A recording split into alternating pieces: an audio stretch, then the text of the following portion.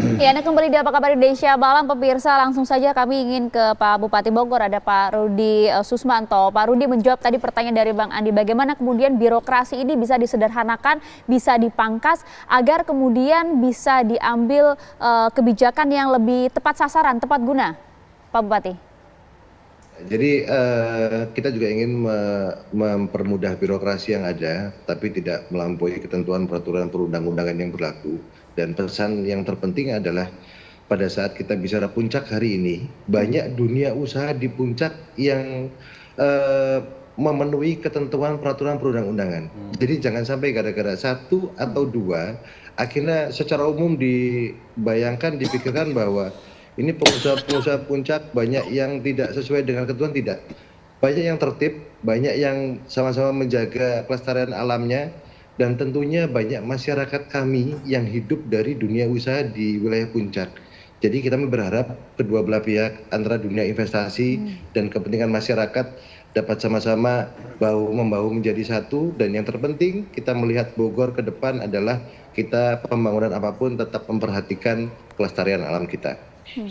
Oke, baik. Kalau kemudian tadi sudah disampaikan, tetap peruntukan pertamanya adalah kelestarian alam di kawasan puncak, begitu Pak Trubus. Namun kalau kita lihat banjir, nampaknya setiap tahun kita panggil Pak Trubus untuk membahas hal ini, nggak ada selesainya. Apa yang salah, Pak Trubus? Sebenarnya persoalannya ada di political will ya. Jadi karena selama ini kajian-kajian terhadap penanganan banjir itu sudah banyak, hanya beberapa memang perlu dievaluasi, disesuaikan dengan kebutuhan yang ada. Tetapi yang penting adalah bahwa ada satu persoalan di soal investasi, karena investasi ini harus tetap dalam konteks perlindungan, ada perlindungan tersendiri. Karena apa? Karena ini menjadi lahan ini penciptaan lapangan pekerjaan.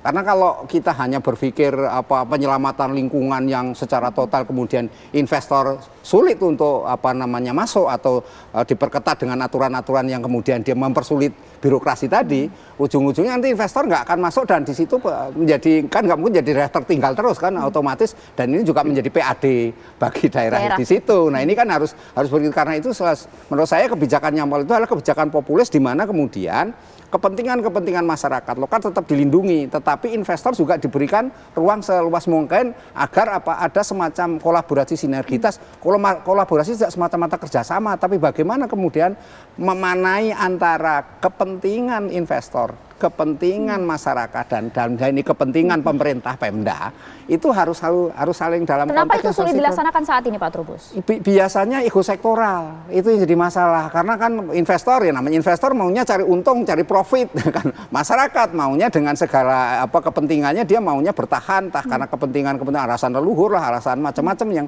dia tinggal tanah miliknya sendiri. Di satu sisi pemerintah dihadapkan oleh persoalan masa jabatan. Kan dia harus terpilih. Kalau misalnya untuk berikutnya dia kan harus memikirkan bagaimana supaya berikutnya terpilih kembali. Nah ini kan nggak mungkin buat kebijakan yang kemudian membuat masyarakatnya jadi istilah dalam tanda petik I don't like you gitu kan, nggak mungkin. Pak Bupati udah ketawa-tawa nih. Pak Bupati, gimana responnya Pak Bupati? Ya, jadi kalau bicara political will, ini saya menyampaikan ada suatu hal yang sangat positif sebetulnya. Momentum kejadian bencana di Kabupaten Bogor, biasanya bencananya berlarut-larut agak sedikit panjang. Tapi karena kemarin kita baru melaksanakan retret di Magelang, di mana gubernur, bupati, wali kota berkumpul menjadi satu. Hari ini pada saat kejadian bencana, Anda bisa melihat di Provinsi Jawa Barat. Bupati, wali kota dikomandoi oleh gubernur Jawa Barat langsung mengambil langkah, kolaborasinya langsung berjalan dengan baik, dan kita melihat semangat baru bangsa Indonesia ke depan. Dari sisi bencana yang kita alami hari ini. Tadi seperti gambar yang ditampilkan, Sungai Cikeas, Sungai Cilengsi, hari ini akhirnya kita memutuskan bersama, ayo kita patungan bareng-bareng untuk menyelesaikan bersama. Kabupaten Bogor mau seperti apa, Kota Bekasi, Kabupaten Bekasi, Kota Depok, tinggal kita undang Gubernur DKI untuk kita berkolaborasi bersama. Pak Gubernur sedang mencari rumusan pembiayaannya seperti apa, tapi dari kabupaten kota karena punya tujuan untuk menuntaskan masalah banjir ini supaya tidak berlarut-larut, maka kami akan menganggarkan patungan bareng-bareng dengan APBD yang kita miliki. Itulah pentingnya kolaborasi itu tadi ya Pak Bupati ya. Terima kasih Iya, Pak Bupati. betul. Kalau tadi sudah Kolaborasi yang benar ya, kolaborasi yang benar dalam narasi positif ditekankan sekali lagi. Iya, itu penting. Kalau tadi sudah menyampaikan bagaimana kemudian penanganan dari hulunya gitu ya, kita coba ajak Anda menuju ke hilir bagaimana kondisi pasca banjir di wilayah Bekasi. Sudah ada rekan kami, ada Kurnia Dwi Hapsari di sana.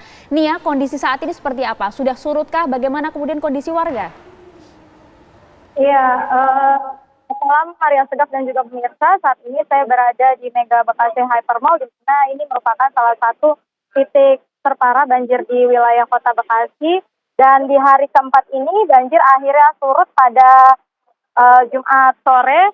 Saat ini kondisinya seluruh area di Mega Bekasi Hypermall ini sudah surut. Dan memang untuk manajemen dari Mega Bekasi Hypermall ini memfokuskan penyedotan air dilakukan dengan 11 mesin pompa air pada hari ini, sehingga banjir yang tadinya masih merendam area basement dan area di lantai bawah ataupun GF tempat tenan-tenan berbelanja ini akhirnya surut juga. Dan saat ini memang masih ada satu mobil milik pengunjung ini yang masih belum diambil oleh pemilik, meskipun kondisinya sudah surut. Ada 3 yang difokuskan dari manajemen, yaitu selain saat ini sudah surut, nantinya akan dilakukan segera proses pembersihan seluruh area mall, kemudian memeriksa dan menstabilkan lagi listrik di area Mega Bekasi Hypermall ini. Karena sampai dengan saat ini listrik masih padam, operasional mall pun belum ditentukan kapan bisa kembali lagi, namun memang ditargetkan 7 hari sejak banjir diharapkan area ataupun Mega Bekasi Hypermall ini dapat beroperasi kembali. Tadi juga kami melihat dari tenan-tenan ini sudah mulai melakukan bersih-bersih di toko mereka masing-masing dan juga melakukan sortir barang-barang yang masih bisa diselamatkan. Dan diharapkan proses pembersihan seluruh area mall ini dan juga kelistrikannya bisa segera pulih kembali, sehingga aktivitas di Mega Bekasi Hypermall sebagai salah satu pusat perbelanjaan di wilayah Kota Bekasi ini bisa kembali berjalan. Demikian, Ayah. Banjir sudah mulai surut di kawasan Bekasi, Jawa Barat. Terima kasih Kurnia Dwi Hapsari atas laporan lengkap Anda. Kami kembali lagi berbincang bersama dengan Pak Bupati Bogor. Pak Bupati, Anda tadi sempat sampaikan memang sudah ada koordinasi secara menyeluruh baik dari sejumlah kepala daerah maupun juga bersama dengan Pak Gubernur. Ada arah khusus tidak Pak dari Pak Gubernur kepada sejumlah kepala daerah termasuk juga Anda? Jadi kita diuntungkan memiliki gubernur hari ini. Jadi beliau yang memfasilitasi semua. Jadi pada saat terjadi suatu kejadian seperti kejadian banjir sekarang, selalu dadakan, tiba-tiba telepon, ayo ketemu di Kota Bekasi hari ini. BBWS-nya sudah ada, lalu beberapa kepala daerah sudah ada, dan kita mengambil keputusan dalam rapat-rapat yang singkat, tetapi tentunya outputnya langsung dapat dirasakan oleh masyarakat. Dan kita juga sangat berterima kasih dengan bantuan dari beberapa bupati wali kota di sekitar kita. Jadi menangani masalah banjir ini tidak bisa diselesaikan oleh Bogor sendiri, tidak bisa diselesaikan oleh Bekasi sendiri, oleh DKI sendiri. Ayo kita sama-sama. Karena hulunya ada di Bogor, hilirnya tentunya ada di DKI Jakarta, lalu ke laut. Nah, kita selesaikan bersama-sama agar permasalahan banjir ini bicaranya adalah penuntasan permasalahan banjir. Bukan hanya penanganan pada saat terjadi banjir. Baik. Kita ingin permasalahan banjir ini hari ini menjadi sebuah momentum agar tahun depan dan tahun-tahun berikutnya kita tidak bicara banjir lagi, tapi bicara menjaga kelestarian alam kita. Ya, Pak Bupati, kalau kemudian seperti itu apa langkah yang akan diambil oleh pemerintah Kabupaten Bogor sendiri untuk ke depan, sekali lagi untuk kemudian menanggulangi banjir agar tak terjadi lagi? Ya, jadi pemerintah Kabupaten Bogor kita sudah berhitung secara matang bagaimana penanganan daerah aliran sungai. Tadi kita bicara dengan Balai Besar Wilayah Sungai. Apabila dalam proses normalisasi sungai dari BBWS terkait dengan kemampuan keuangan dan kita pun dari pemerintah Kabupaten Bogor secara kemampuan keuangan daerah tinggal melakukan skala prioritasnya seperti apa. Kita ingin penanganan ini segera berjalan. Contoh beberapa normalisasi embung air. Tadi kita minta ke BBWS, boleh ya kami diberikan izin, biar kami yang melakukan normalisasi sendiri. Daripada kita menunggu tahapan administrasi, birokrasi yang terlalu panjang, Pak Gubernur pun setuju. Udah, jalankan dulu. Karena peraturan tertinggi adalah keselamatan masyarakat adalah di atas segala-galanya. maka kita prioritaskan hari ini dan ke depan yang lebih penting adalah kita akan memberikan contoh di awal di mana kita punya 25.000 ASN. Apa yang terjadi kalau satu ASN satu pohon, maka akan ketemu 25.000 pohon. Dan kita pun akan menentukan sebuah kebijakan di pemerintah Kabupaten Bogor yang akan kita laksanakan dalam program 100 hari ke depan. Kita akan memperbanyak namanya hutan kota, bukan taman kota. Kita ingin membuat sebuah ekosistem baru, bukan hanya sebagai sarana wisata. Pak Tetapi Bupati, tadi betul disampaikan Pak Trubus, ya. Ya, termasuk juga mohon izin Pak Bupati, masyarakat kini menanti juga bagaimana kemudian pemerintah daerah bisa berani membenahi perizinan yang ngawur, Pak.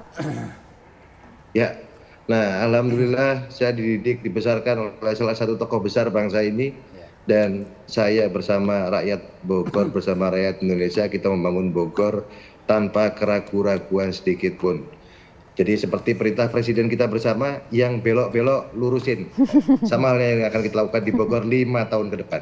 Oh, oke. Pak Trubus, responnya singkat, Pak. Iya, menurut saya ini penuh semangat, Pak, harus segera diselesaikan berbagai persoalan yang ada. Bagaimana kemudian masyarakat dalam hal ini tetap diajak untuk berpartisipasi, itu yang penting, karena selama ini kan masyarakat dalam penanganan soal banjir terkesan seperti kurang ditinggalkan lah, kurang diajak. Nah, ini menurut saya supaya pikiran-pikiran, asumsi-asumsi terkait dengan bagaimana implementasi kebijakan yang berkeadilan itu bisa tetap berjalan. Ini yang penting. Yang kedua, bagaimana kemudian karena konteks sudah aglomerasi, ini apa yang dirintis oleh Bapak dan pimpinan di Jawa Barat segera dilakukan dengan wilayah DKI Jakarta. Ya, ini Jakarta masih DKI ya, karena masih ada I-nya. Nah, jadi dalam hal ini perlu dilakukan aglomerasi sehingga penanganannya itu bersifat komprehensif sesuai dengan semangat Perpres 60 itu. Perpres 60 itu kan Jabodetabek punjur lah. Jadi semuanya tertangani secara menyeluruh. Yang penting adalah masyarakat ini. Yang tiga menurut saya paling penting sekali, Pak Gubernur. Kita itu kalau musim hujan banjir, ya kan, tapi kalau musim kemarau kita pada kekurangan air. Nah, ini yang jadi problem di situ. Nah, ini kan perlu ada kebijakan tersendiri sehingga ada sinkron. Pada saat hujan kita bisa menampung air secara baik. Kemudian pada saat musim kemarau masyarakat jangan kesulitan air. Ada yang sampai beli, malah ada juga yang ya otomatis menjadi masyarakat yang ketergantungan pada beli air galon dan sebagainya itu.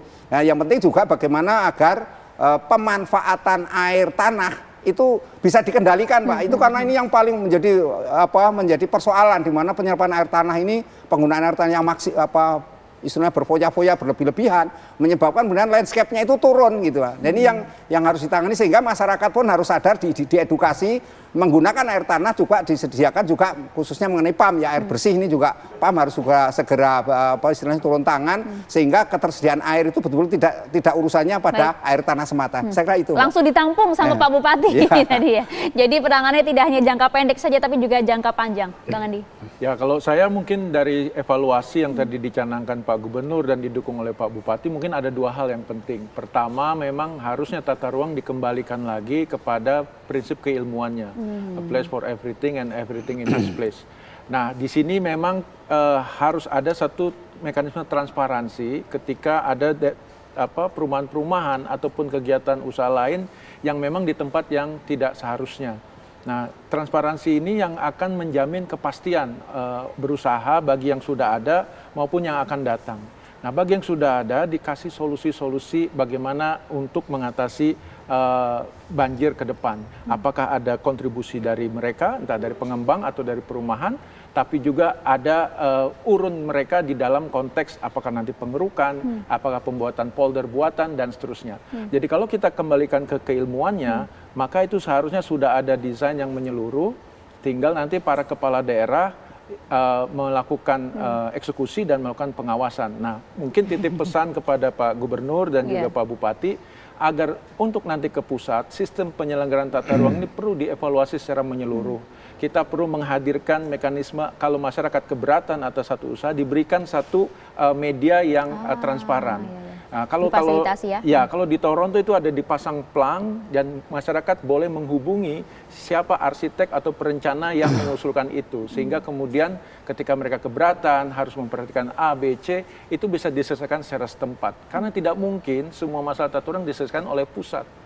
hubungan pusat dan daerah ini harus ditinjau kembali dalam konteks kebencanaan sekarang, dan saya sangat Desentralisasi. mendukung evaluasi menyeluruh ini, dan semoga nanti gubernur melalui gubernur Jabar maupun kepala daerah, bupati atau wali kota melalui Pak Bupati Bogor bisa menemukan bagaimana seharusnya penyelenggaraan tata ruang ini bisa lebih efektif, lebih efisien, transparan, dan tentu saja bermanfaat bagi semua. Ya, harapannya seperti itu. Monggo silakan ditanggapi Pak Bupati. Ya, tentunya kita bersepakat, Pak. Yang terpenting adalah kita memastikan peruntukan tata ruang adalah sesuai dengan peruntukannya. Karena merevisi tata ruang kita butuh waktu minimal 5 tahun sekali. Pemerintah Kabupaten Bogor telah melaksanakan revisi tata ruang terakhir di tahun 2024 kalau tidak salah. 2023, maka kita dapat melakukan revisi kembali di tahun 2028. Tetapi kita memiliki sebuah harapan di mana wilayah aglomerasi kita sempat berkonsultasi dengan Kementerian ATR BPN akan segera melakukan meninjau kembali wilayah Jabodetabek Punjur. Dan itu menjadi modal pondasi awal kita bahwa pembangunan tidak boleh keluar dari koridor tata ruang yang sudah ditentukan. Baik, terima kasih banyak Pak Rudi Susmanto, Bupati Bogor. Kami juga nanti menanti Terima bagaimana kasih. tadi janji disampaikan oleh Pak Bupati ya, akan menindaklanjuti yang belok-belok itu tadi ya Pak ya. Kami tunggu Pak nanti bersih-bersih seperti apa di wilayah Kabupaten Bogor. Terima kasih banyak sudah bergabung bersama kami Bupati Bogor Pak Rudi Susmanto. Kemudian juga ada Terima Pak kasih. Trubus Radiansyah. Bang Andi, terima kasih banyak sudah bergabung bersama Selamat malam kami. semua. Ya.